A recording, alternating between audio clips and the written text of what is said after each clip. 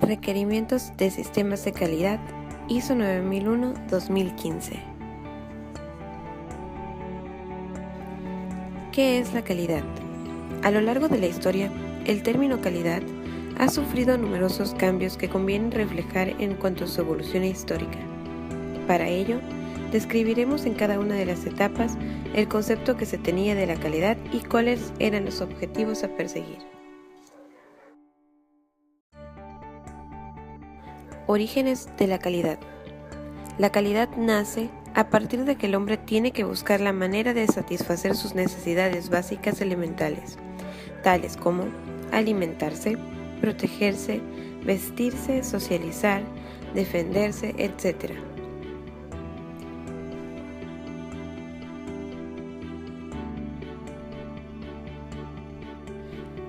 Para satisfacer dichas necesidades, debe obtener de la naturaleza los elementos que dispone para cazar, pescar, luchar, talar y construir.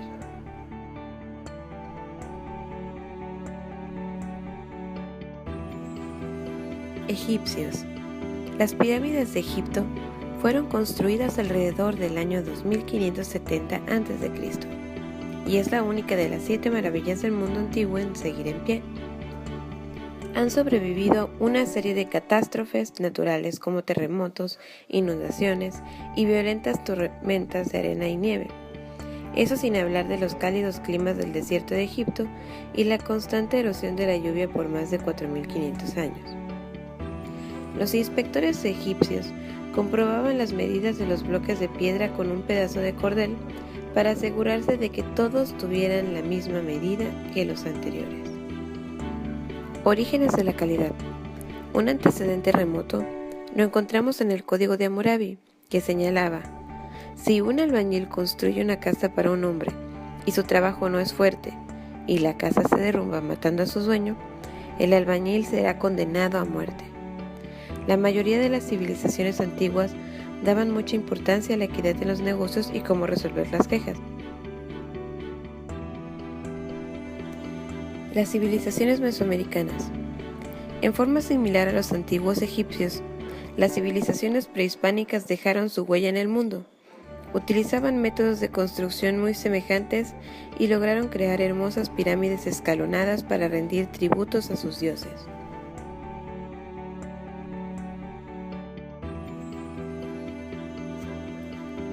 Romanos. Los romanos fueron la potencia más importante debido a sus avanzadas técnicas militares, organización y calidad de armadura y armas. Se basaron en el principio militar de supply let feed, suple, manda y alimenta, para el buen funcionamiento de un ejército. Si uno de esos elementos fallaba, el ejército estaba en grave peligro para ser derrotado. Ejemplo de ello fueron los primeros acueductos que llevarían agua potable de lugares remotos a su metrópolis. Su preocupación por la calidad iba más allá del arte de la guerra, innovando y dejando nuevos estándares para la humanidad en materia de salud y construcción. Asimismo, nos aportaron nuevas técnicas de construcción que dejaron su huella imborrable y que hoy en día las vemos en edificios que han sobrevivido el paso del tiempo, como son el Coliseo Romano, una de las 7 maravillas de la Edad Media. Los guerreros terracota en China son un conjunto de 8.000 figuras de guerreros y caballos de terracota a tamaño real, que fueron enterradas cerca del autoproclamado primer emperador de China de la dinastía Qin, Qin Shi Huang, en los años 210 a 209 a.C. 700.000 artesanos fueron utilizados para su creación y les tomó 40 años de trabajo. Cada pieza tiene un sello de calidad que daba la aprobación del emperador. Si éste no la aprobaba, eran desechadas y reemplazadas por otras. En la época del oscurantismo, surgieron enfermedades como la peste negra y la fiebre española, además de la destrucción de importantes ciudades por razones religiosas políticas. Se considera el año 476 y 1454 la única época en que la humanidad ha retrocedido, la época más violenta de la historia y la tasa de mortalidad más alta jamás vista. Según cálculos de los historiadores, se perdió una tercera parte de la población total de la Tierra durante ese periodo. La época medieval se conoce como una época de oscurantismo, como un periodo oscuro e improductivo de la historia de las ideas. Los vikingos aterrizaron en el norte de Europa durante la época feudal, donde la gran mayoría de las estrategias militares incluían el uso de caballería pesada y ligera. Al no tener caballos, se dedicaron a desarrollar y mejorar su poderío marítimo y atacaban solo cerca de cuerpos de agua. Llegaron a ser tan eficientes que alcanzaron costas del continente americano en el año 1000 a.C. aproximadamente, pero se retiraron por el duro invierno. La época medieval está llena de historias de grandes herreros que con técnicas innovadoras y la calidad puesta en sus armas y armaduras hacían una diferencia abismal entre los diferentes ejércitos en guerra. En muchas de estas guerras, cuando se capturaba un castillo, nunca se mataba el herrero, ya que éste era puesto a los servicios del nuevo rey. Las armas y armaduras de esa época llevaban sellos que indicaban de qué casa herrera provenían y eran mostrados con gran orgullo. En los siglos XV y XVI se desarrolló en Europa Occidental el movimiento artístico y cultural más grande de la historia. En ese periodo se generó una competencia entre diferentes artistas para ver cuál era el mejor e inmortalizar su arte en diferentes capitales de Europa. Las creaciones artísticas de esa época siguen siendo causa de admiración y reconocimiento a la genialidad de personajes emblemáticos como Leonardo da Vinci, Miguel Ángel, Rafael, Donatello, entre muchos otros. El Renacimiento no solo nos trae calidad en cuanto a arte, es una época donde el entorno de ciudades como Milán, Florencia, Nápoles y Roma se llenó de múltiples culturas. Empiezan a fluir ideas y el conocimiento era compartido. Se caracterizó por ser una época de mucha innovación en diferentes materias. Por ejemplo, Leonardo da Vinci fungió como ingeniero de guerra de Lorenzo de Medici, quien controlaba la ciudad de Florencia. Da Vinci realizó los primeros diseños del tanque de guerra, que utilizaba cañones fijos para destruir las filas enemigas.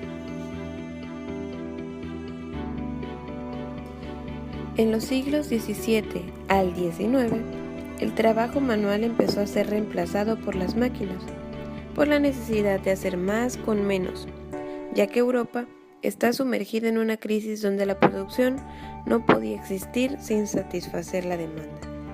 La revolución industrial comenzó con la mecanización de las industrias textiles y el desarrollo de los procesos del hierro y el empaquetado de alimentos y bebidas. El objetivo fue aumentar el volumen de producción y disminuir el tiempo en el que se realizaban, dando paso a la producción mecanizada, ya que se simplifican tareas complejas en varias operaciones simples que pudieran realizar cualquier obrero sin necesidad de ser mano de obra cualificada. Se aumentó la calidad de los productos considerablemente debido a la disminución del error humano. Precursores de la calidad. Frederick Taylor, ingeniero mecánico y economista de profesión, empieza su estudio de la organización científica del trabajo. En aquella época, los trabajadores se dedicaban a realizar muchas tareas dentro de la misma empresa y muchas veces tenían la libertad de trabajarlas en diferente orden. Taylor decidió hacer su estudio de tiempos y movimientos y se da cuenta que existe mucho tiempo no productivo en las actividades del trabajador común. En su estudio, Taylor estandarizó métodos de trabajo y herramientas, usando como guía el trabajador para que realizara el mismo trabajo, pero mucho más rápido. Henry Ford, creador de los automóviles del mismo nombre y de la producción en serie, comenzó con pocos recursos, pero gracias a su esfuerzo y determinación, logró triunfar en un mercado nuevo. Calidad significa hacer las cosas bien, incluso cuando nadie te está mirando. Era una frase que solía repetir y que refleja el éxito de una empresa, pues ofrece productos y o servicios de calidad a los clientes, los cuales se sienten satisfechos y se vuelven consumidores fieles. El empresario no paga los sueldos, sino el cliente. El sueño de Ford era que todo americano cambiase su caballo por un automóvil, cuando la gente apenas sabía de su existencia. Para lograr esto, Henry Ford implementó y perfeccionó algo que se había inventado en Londres del siglo XVII, la línea de producción. Haciendo uso de su capital humano y de los adelantos de la tecnología, Ford creó la línea de producción de su primer modelo, el Ford T, en donde se tardaba aproximadamente 92 horas en tener un vehículo terminado sin errores. Henry Ford cambió la manera de realizar los métodos de producción al implementar la producción en línea, con labores específicas y la ayuda de la maquinaria. Dio origen a la búsqueda de mejora continua de los procesos productivos y la minimización de los errores y de los costos de producción. El legado de Ford es indiscutible en la calidad y en la industria automotriz. Actualmente el Ford Focus se ensambla en nada más y nada menos que en 3 minutos 42 segundos. Pero los japoneses de Toyota se tardan en ensamblar su RAV4 en 58 segundos. Dr. Schwartz aplicó el concepto de control estadístico de procesos por primera vez, con propósitos industriales y el objetivo de mejorar los términos de costo-beneficio en las líneas de producción. El resultado fue el uso de la estadística de manera eficiente para elevar la calidad de los productos y la productividad, además de disminuir los errores, estableciendo un análisis específico del origen de las mermas. William Edwards Deming fue uno de los más grandes impulsores de la calidad, estadístico estadounidense, profesor universitario, autor de textos, consultor y difusor del concepto de calidad total de Schwartz. Su nombre está asociado al desarrollo y crecimiento de Japón después de la Segunda Guerra Mundial. Deming, cuya trascendencia solo fue reconocida años después, trabajó en la Universidad de Stanford capacitando a cientos de ingenieros militares en el control estadístico del proceso, a través de una serie de entrenamientos en donde marcó el método a seguir para el establecimiento de una mejora continua de la calidad. Es el padre del ciclo PDCA, que constituye la base del método de las ISO. Deming llegó a Tokio y en 1947 inició sus primeros contactos con ingenieros japoneses. En 1950 fue invitado por el presidente de la Unión de Ingenieros Científicos Japoneses. Paradójicamente, se convirtió en el padre de la calidad japonesa, mediante un modelo administrativo para el manejo de la calidad. En buena medida, gracias a su método y a la disciplina japonesa, es como se dio el milagro de la reconstrucción del país.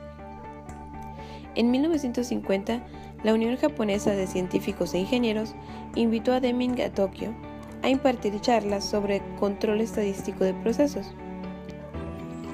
Sus conferencias fueron copiadas, editadas e impresas en japonés. Se vendieron miles de copias. Las compañías japonesas añadieron fondos y hoy es un reconocimiento internacional llamado el Premio Deming, en honor a su precursor.